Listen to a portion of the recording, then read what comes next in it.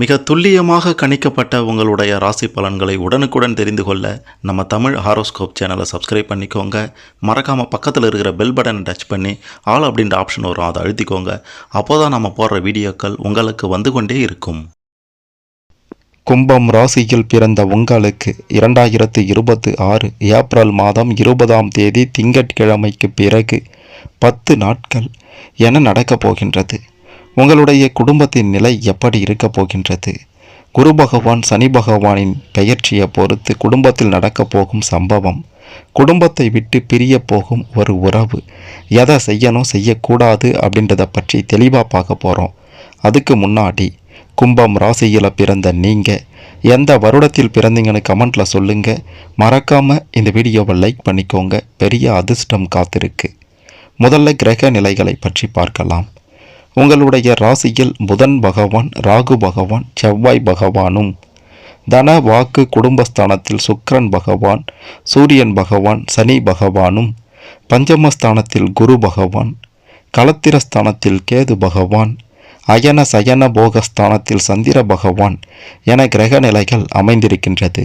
இதன் காரணமாக என்ன நடக்க போகுது அப்படின்ட்டு கேட்டிங்கன்னா, தொழில் ரீதியாக வியாபார ரீதியாக கொடிகட்டி பறக்க போகிறீங்க.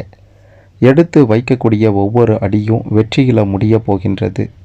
போட்டி பொறாமைகள் எல்லாம் விலகப் போகின்றது.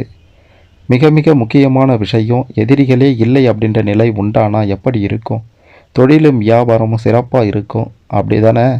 அந்த மாதிரியான நிலை தான் உண்டாக போகின்றது. அடுத்து குடும்ப ரீதியாக பார்க்கும்போது நீங்கள் வச்சது தான் சட்டம் அப்படின்ற ஒரு நிலை இருக்கும். மதிப்பு கிடைக்கப் போகின்றது. தாய் தந்தை உறவுகள் வழியில் லாபம் பார்க்க போகிறீங்க.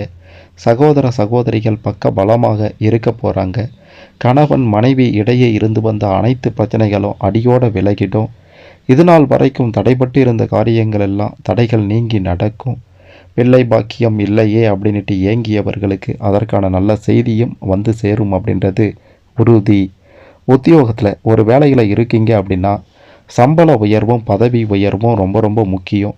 அது தொடர்பான நல்ல செய்தியும் உங்களை வந்து சேரப்போகின்றது. அடுத்து கடன் பிரச்சனை அப்படின்றது எல்லோருக்குமே ஒரு தலைவலியான விஷயம். 3ஆம் நபரின் உதவியாலேயோ அல்லது அரசாங்க ரீதியில் கிடைக்கப் போகும் உதவியாலேயோ கடன் பிரச்சனைகளுக்கு ஒரு முடிவு கட்ட போகிறீங்க அப்படின்றதையும் உறுதியாக சொல்லலாம்.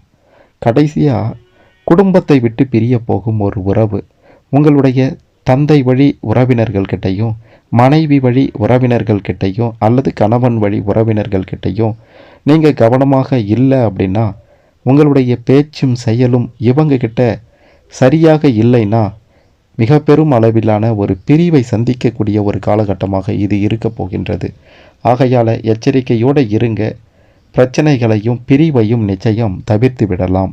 இந்த 10 நாட்களில் ஏதோ ஒரு தினத்தில் 4 நிமிடம் 7 நொடி பெருமாளை வணங்கினீங்க அப்படின்னா நன்மைகள் உண்டாகும். யோகம் அதிர்ஷ்டம் அடிக்கும். அனைத்து பிரச்சனைகளுக்கும் முடிவு கிடைக்கும் அப்படின்றது உறுதி.